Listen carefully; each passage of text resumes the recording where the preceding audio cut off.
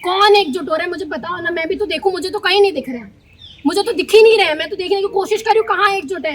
UGC के regulation आ जाते तो आप बढ़ जाते हो, ठीक है।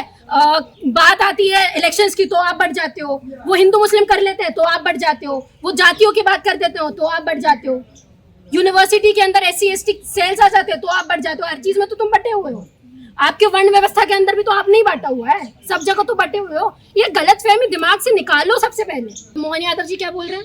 मोहन यादव ने तो कुछ बोला ही नहीं, उसके बाद भी लपेट लिया। हाँ ना, मैं आपको क्या बोल रही हूँ, मोहन यादव जी बोल भी नहीं सकते क्योंकि उनके ऊपर सुपीरियर बैठे हैं ना RSS के।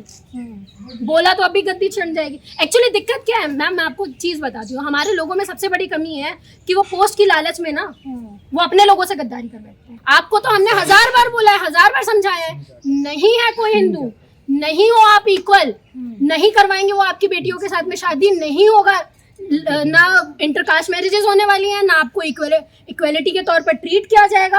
आप एक साथ एक समान तौर पर हो ही नहीं। जो धर्म बटाही वर्णों पर है, जो धर्म बटाही हायरार्की पर है, काम के आधार पर बांट दिया गया है, वो कभी आपको इक्वल अपॉर्चुनिटी नहीं देने वाला।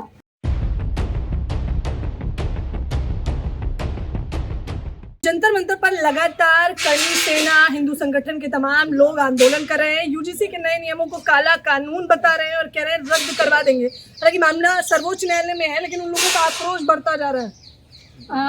मैम सबसे पहले तो कमाल की बात है, इनको अपनी सरकार पे भरोसा नहीं है लगता है। आपकी सरकार जब हर चीज आपके फेवर में करती है तो यकीन रखिए ना, थोड़ा इंतजार करिए, आने दीजिए। पहले भी तो जब जजमेंट हुआ आपके फेवर में ही हुआ, हमारे लोग निकले।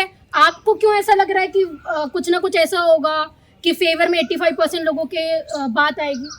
क्योंकि जजमेंट में हमारे लोगों को बोलने नहीं दिया गया, ये प्रॉब्लम है उनको। और इससे आप लोगों को समझ में आता है कि कितने ये सब लोग बोल रहे हैं ना हमको बहुत हिंदू बनना है, हिंदू राष्ट्र बनाना है। ये देख लो आपके लीडर्स, सबके रंग दिख रहे हैं अब आपको सामने।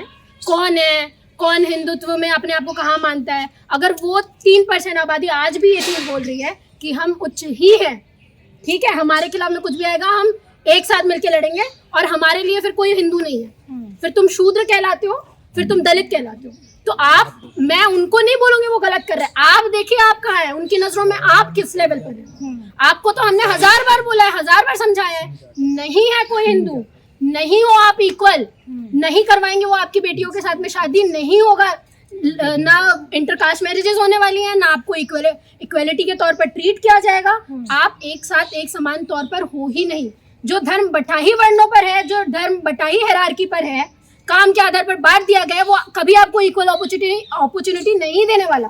डॉक्टर अंबेडकर जी ये चीज बोल बोल के थक गए, ठीक है। लास्ट में उनको बुद्धिज्म अपनाना पड़ा, वो हिंदुइज्म को ठीक भी नहीं कर पाए। आप सोचिए, तो आपको ऐसा क्यों लगता है कि आपके एक बार बोलने से वो उनका पूरा हिंदुत्व ठीक हो जाएगा? बिल्कुल नहीं होने वाला। आपको सबके रंग दिख रहे हैं, वो 3% लोग आएंगे, कल आपके लिए कोई और रेगुलेशन भी आएंगे ना। कल को मैं आपको एक और बात बता देती हूँ, SC ST एक्ट के ऊपर अभी कोई बात नहीं हुई है, ये यूजीसी का आने दीजिए इनके ऊपर फेवर। ये SC ST एक्ट के लिए भी उतरेंगे, तो वो उतरे हुए हैं, वो ऑलरेडी मैंने बात करी, वो कह रहे हैं कि आरक्षण भी खत्म करवा देंगे। तो अरे सब कुछ तो खत्म ही कर दिया, आरक्षण बचा ही किस सेक्टर पे है? सब कुछ तो प्राइवेटाइज कर दिया, अडानी जी को देते जा रहे हैं आप सब कुछ आपने तो ऐसे बांट रहे हैं जैसे आपने खरीदी हुई प्रॉपर्टी है अपनी, कि सब कुछ प्राइवेटाइज करते जाओ।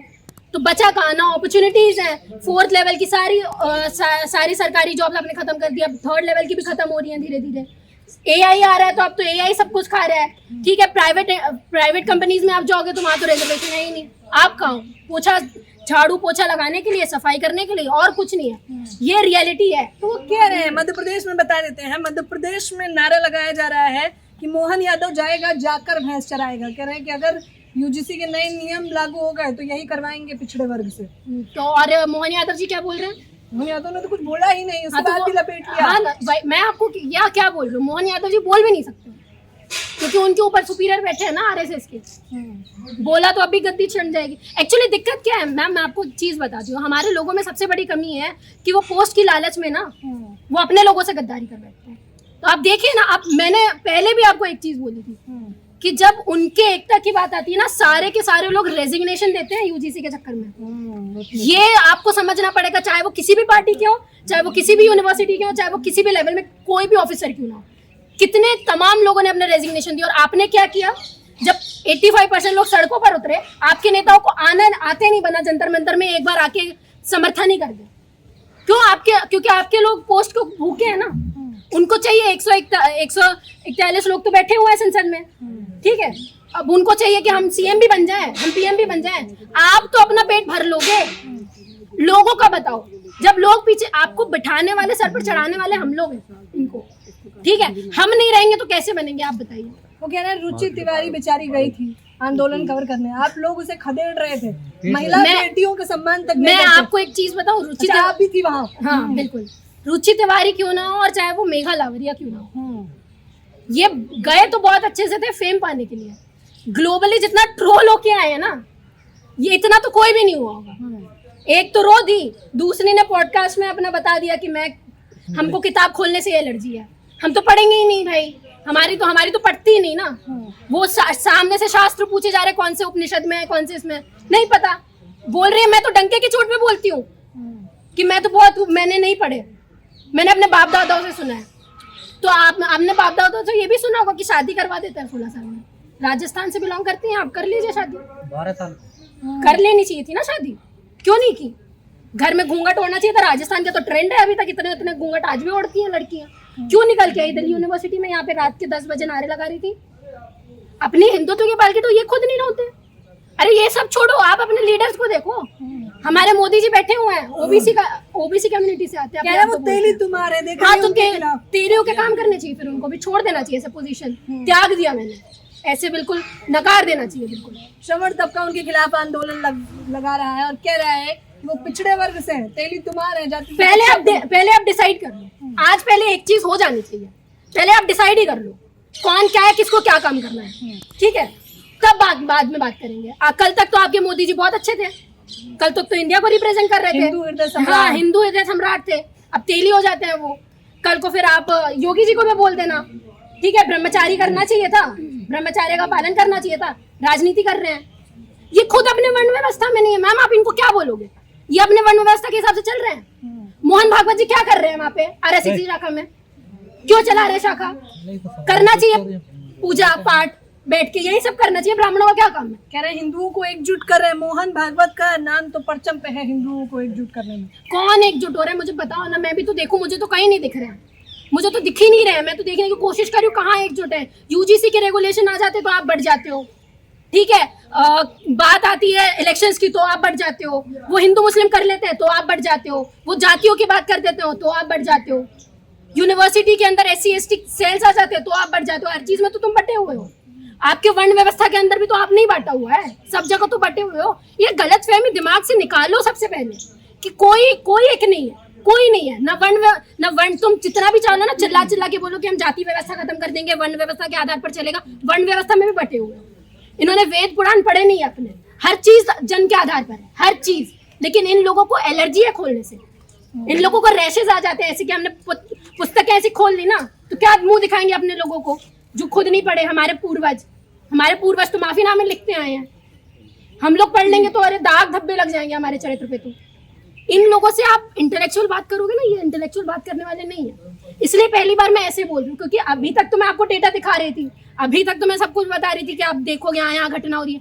मेघा लावरिया का इंटरव्यू सुनने के बाद मैंने अपना पक्ष ही बदल दिया कि इन लोगों से ना कितना भी कुछ बोल लो, सर पटक लो कि अपने ग्रंथ खुद पढ़ ले, वो पढ़ने को ही तैयार नहीं है। जब सामने वाला अपना सर पीटना ही चाहता है, पत्थर में पीटो भाई, तुम पागल थोड़े हो कीचड़ के ऊपर पत्थर मारोगे, नहीं ना।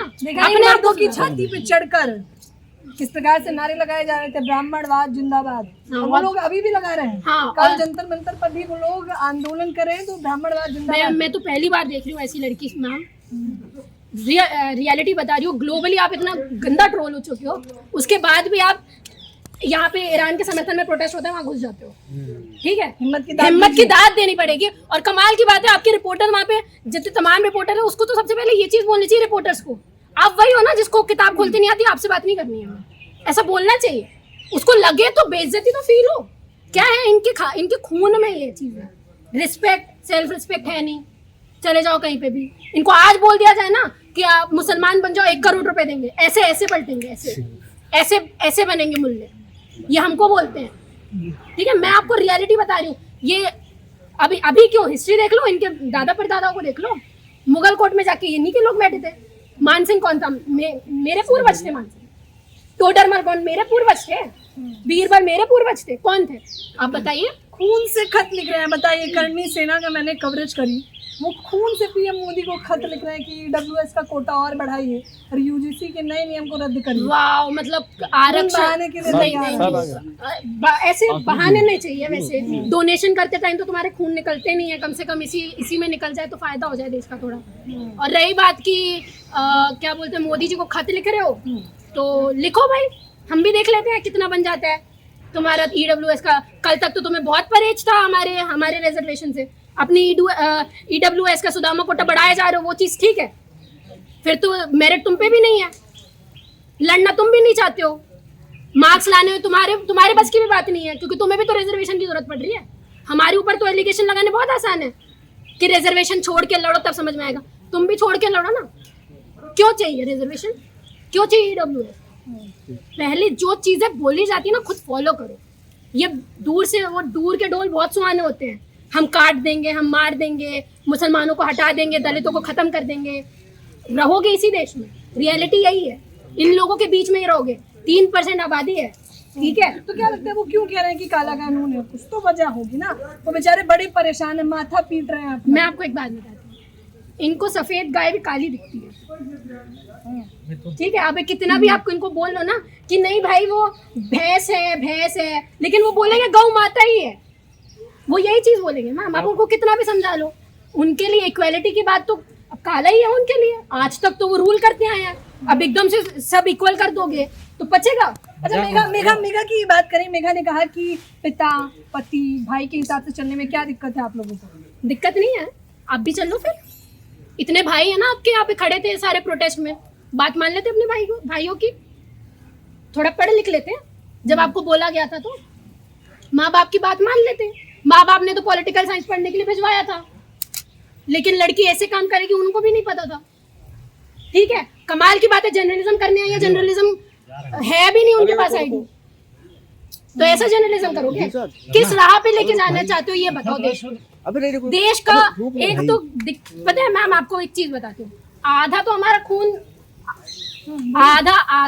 खून मोदी जी ने चूस रखा है, आधा ये छोड़े हुए हैं। इन लोगों को बेड़ा गर्क करना ही है। इंटरनेशनली वो हम तमाचे मार रहे हैं, ये इंटरनली ये हम लोगों को तमाचे मार रहे हैं, ये फर्क।